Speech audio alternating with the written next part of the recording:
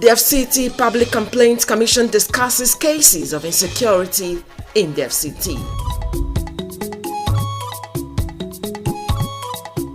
And Advertising Regulatory Council of Nigeria partners NTA for national development.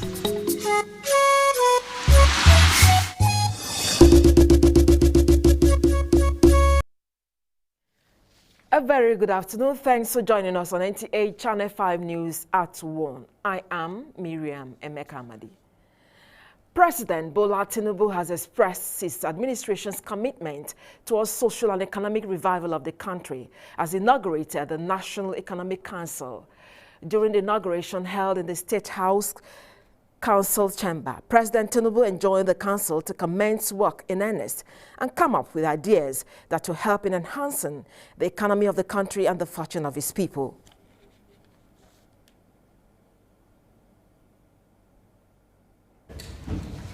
Of Nigeria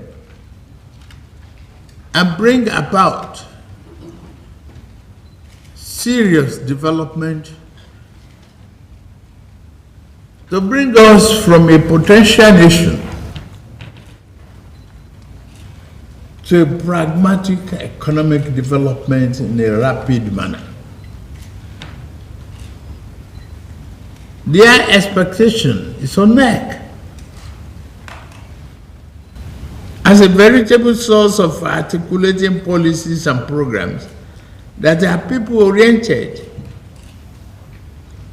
I cannot overemphasize that. It is also reassuring to note that the public, members of this country, are behind us. They want reforms, and they want it quick to have a meaningful impact in their lives. The council is to be chaired by Vice President Kashim Shettima, with the 36 state governors and CBN governor as members. Meanwhile, the National Economic Council has set up a committee to provide palliative measures to mitigate the effect of fuel subsidy removal. State House correspondent Abdurrahman Usman Jibrila reports that this is part of the outcome of the meeting held immediately after inauguration of the council. The National Economic Council is hereby inaugurated. Action immediately after inauguration. The council recommends providing palliative measures to the vulnerable. Some emergency and palliatives, social needs on so many issues ranging from small farmers holders, MSMEs, and other interventions. It's a 750 million USD from the World Bank, and it has commenced a long time ago. And some of the recommendations that were made include the state case platforms have a strong capacity to handle the implementation of palliatives to the new and existing poor and vulnerable individuals, household and farmers, local economy operators in the country. Additional funding can be sourced from the federal government, World Bank, development partners, as well as Nigerian private sector. The council also recommends ways to utilize increase in revenue to reduce impact on workers. There should be an adjustment, consequential adjustment, estimated at 702 billion to 919 million 8 naira as part of the allowances that should be given as petroleum allowance to all workers, and as well as a 23 or to 45 billion monthly offer to cushion the effect to workers. Another suggestion that will go a long way in making sure that there is review of our salaries and wages. Issue of flooding was also part of the council's meeting, giving state governments 1 week to make their submissions. Members were also to liaise with the Office of the Vice President, Office of the Secretary to the Government of Federation, and also all the private sector and other well-spirited Nigerians to help in tackling this flooding in the country. The Council recommends legislative support be given to automotive companies to expand production capacity of electric vehicles and create more job opportunities. Another area is also in terms of local content. How much of it do you want to encourage? So there are all sorts of issues bordering on legislation if we decide that we want to support local production. Supporting and encouraging local refining of petroleum products was also part of the Council's recommendation. Other issues that will be sustainable in cushioning the effects of subsidy, because we realize that removal of subsidy is not anything novel. It's been done in the last 15 years by different countries around us. Ghana has done it, Ethiopia has done it, Egypt has done it, Kenya has done it. So there are obviously things to learn from countries that have deregulated successfully. And some of the things that we learn from these countries are things that they did in the areas of providing personal income tax reforms, which are basically decreasing the tax rate bracket, saying those at the lower end of the tax bracket are either tax exempt or begin to pay lower taxes. Now that the Council has been inaugurated by President Bola Ahmed Tinubu, what remains to the Council is to commence work in earnest for quick revival of the country's economy. From the State House, Abraman Usman Jibrila, NTA News. President Bola Tinubu has approved the appointment of the following special advisors. Mr. Dele Alake, Special Advisor, Special Duties, Communication and Strategy. Mr. Yawo Darazo, Special Advisor, Political and Intergovernmental Affairs. Mr. Wale Edun, Special Advisor, Monetary Policies. Mrs. Oluveje, Special Advisor, Energy.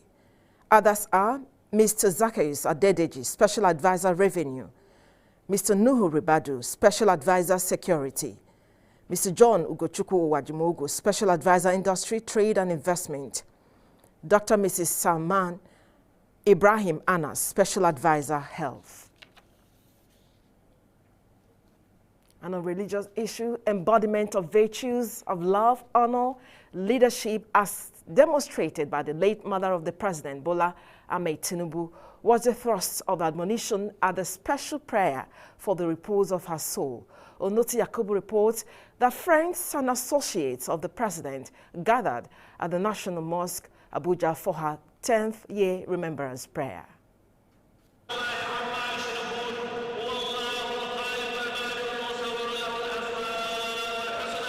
It was a solemn gathering to reflect on the virtues of love for humanity, embodied by the late mother of the President, Alhaja Abibatu Mogaji. Chief Imam of Ansaruddin Islamic Society, Sheikh Musa Olaofe, led clerics in special supplications preceded by recitation of the Holy Quran to commit the soul of the deceased to eternal bliss. May Almighty Allah answer all our prayers on all our children. We pray that Almighty Allah will continue to support all what He left behind. And we pray that Almighty Allah will put our mother in Al-Jannatul Firdaus. Governor Mai Malabuni of Yobe State and Special Advisor Security to the President, Malam Nuhu Ribadu, led the plethora of dignitaries to the remembrance prayer. I think the first thing is that of high discipline, because if you look at his disposition, he is highly disciplined, and also he is highly educated, and he uses education in all his decisions, and also he always plans for sustainability in whatever he does. And I think this is a kind of a legacy that he left on him. Aged 96, the late Alhaja Abibatu Mogaji died at her residence in Lagos State on Saturday, 15th June 2013. She was, until her demise, the President General of Lagos State Market Women Association. From the National Mosque, Abuja, Onoto Yakubu, NTA News. And from religion to security cases, the FCT Public Complaints Commission says the issue of insecurity dominates cases and barrage of public concerns reported to the commission by the residents and the indigenous people of the FCT.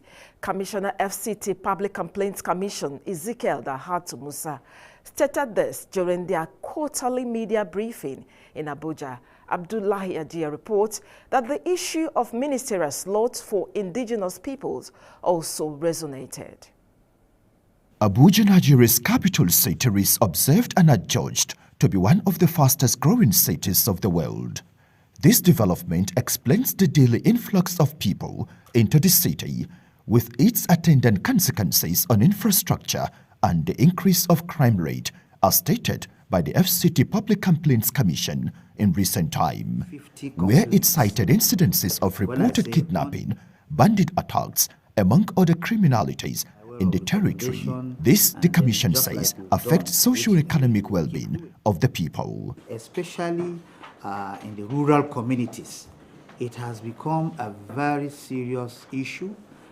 From our statistical presentation of charts of complaints that were received in this quarter, the insecurity issue is topping the chart. Recently, you will remember about 30 people were kidnapped in Yawuti, another 18 or thereabout in Gaye, and also in Gadoro, and just recently in Keti, where the community leader, along 5 others, were kidnapped. Some were released. Till now, there are insinuations that he's been killed. These are security concerns that are ravaging the FCT. And we have recommended as a commission that we should find a way of synergizing with the local people, the locals, who will assist in intelligence gathering. As we speak from our report and investigation, some people are even deserting their community. Apart from this concern, the Commission is also intervening on behalf of the FCT people on the issue of a ministerial slot for inclusiveness. The people of FCT are not asking out of what the Constitution has provided, and they have very good hands to be appointed, which Mr. President will pick anybody from the FCT, anybody. They have technocrats, and so they should not be deprived from this. And this judgment was since 2018. And then there is a resolution of this Ninth Senate on the matter, when the same people of the FCT approached the Senate reporting that there is a court judgment that have not been obeyed over the years.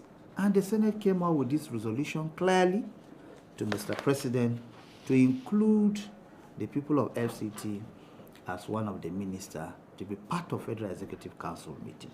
The FCT Ombudsman said an egalitarian society is possible with an inclusive approach to leadership and governance structure, which guarantees peace and harmony.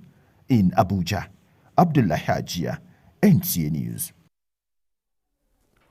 Now, our own Nigerian Television Authority has continued to be leading and reliable station in the country, hence the need to identify and collaborate with her in every aspect of media coverage and enlightenment. The Advertising Regulatory Council of Nigeria stated this while on a courtesy visit on the management of the station. Rosemary Motalengbila reports. Advertising Regulatory Council of Nigeria, formerly Advertising Practitioners Council of Nigeria, is an organization mandated with the responsibility of regulating and controlling the practice of advertising, ensuring the protection of the public, of consumers, promoting local content, and entrench best international practice in all its aspects and ramifications. The organization is visiting NTA Channel 5 Abuja to familiarize itself with the station and to appreciate the support over the years. NTA has been supporting us over the years and ensuring one of our responsibilities of ensuring compliance level of adverts being forwarded for vetting and approval. So it's just to extend our appreciation to them by visiting and encouraging them to continue their support and understanding. General Manager NTA Channel 5 Abuja, Paul Ati, assured the Council of NTA support and cooperation at all times, promoting responsible and ethical advertising practices while managing the needs and interests of stakeholders in Nigerian advertising industries. The organization will continue to be its watchword. Rosemary Moltelen Bilal, NTA News. You're watching the news at 1 on NTA Channel 5 Abuja. And still to come on the news.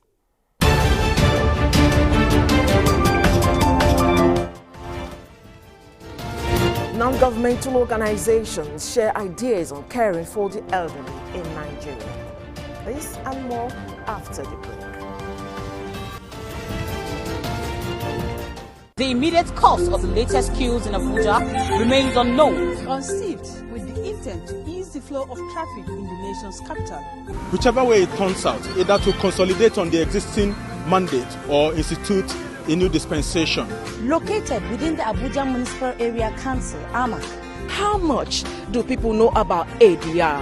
Are charting a path to having more youth participate in governance, in addition to building young entrepreneurs. Residents of the Federal Capital Territory are calling on the federal government to, as a matter of urgency, look into the situation. You have to strike a balance to have a future that you don't have to regret. Like experts say, what kills really is fear. In Abuja, Onoziaku, NTA News.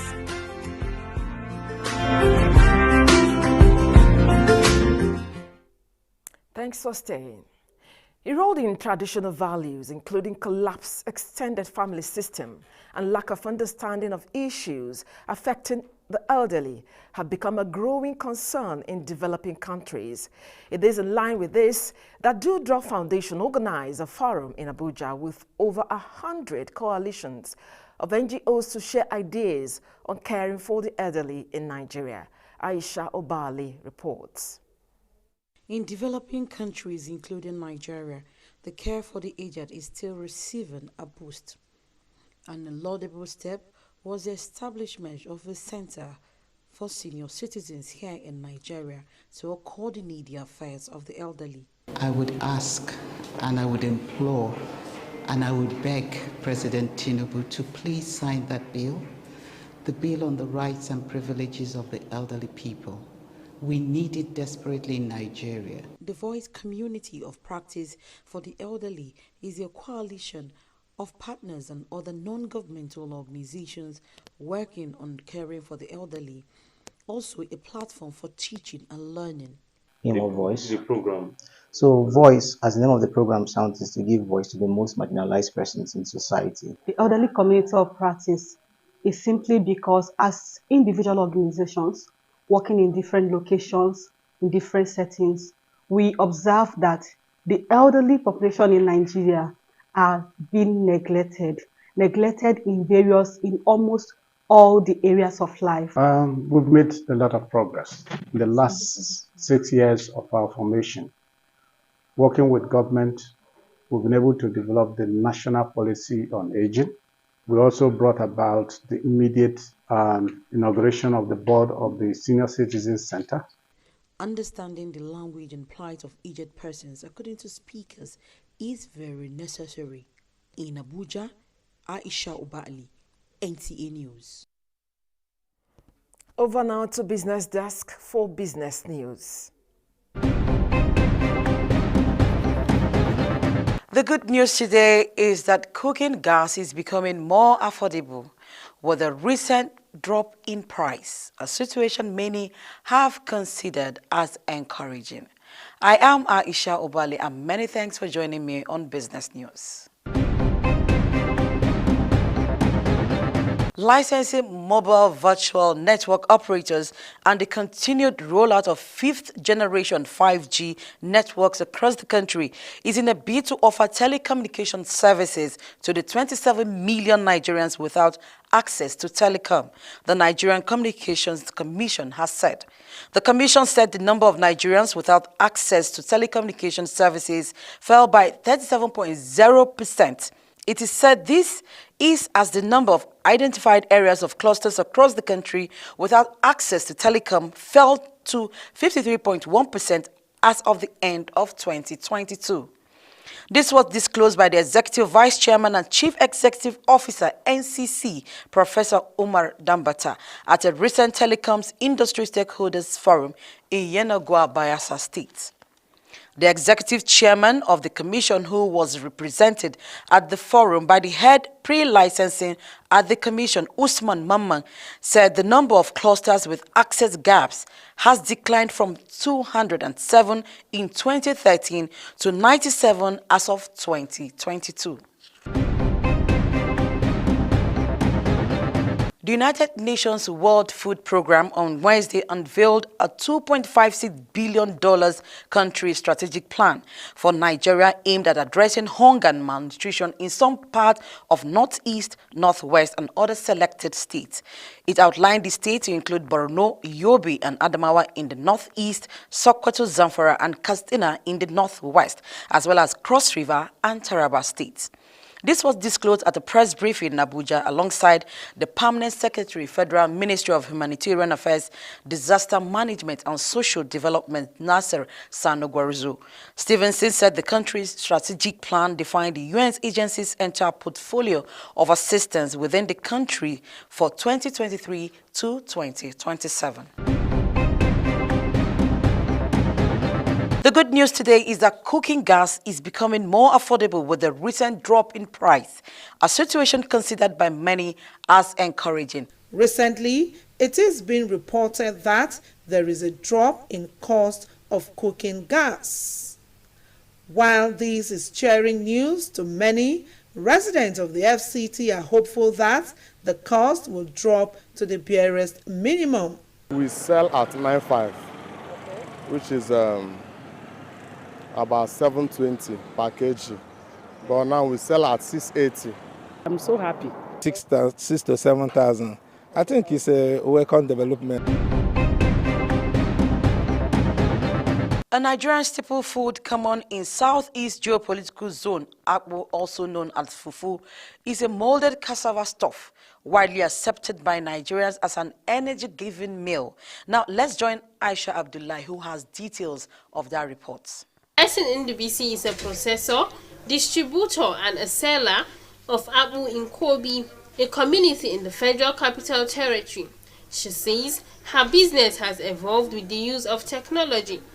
Blessing says she makes more than 1,000 wraps and supplies to various eateries, and as many comment her clean environment.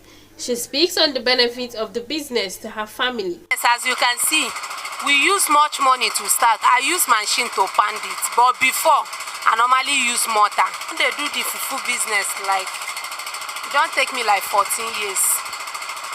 That is what I used to train my children and take care of my parents also. Akpu is said to contain many nutritional benefits and can be preserved for a long period of time. It is usually eaten with locally made soup. Aisha Abdullahi, reporting for Business News. Thanks for watching, and that's much we can take on Business News this week. The news continues shortly.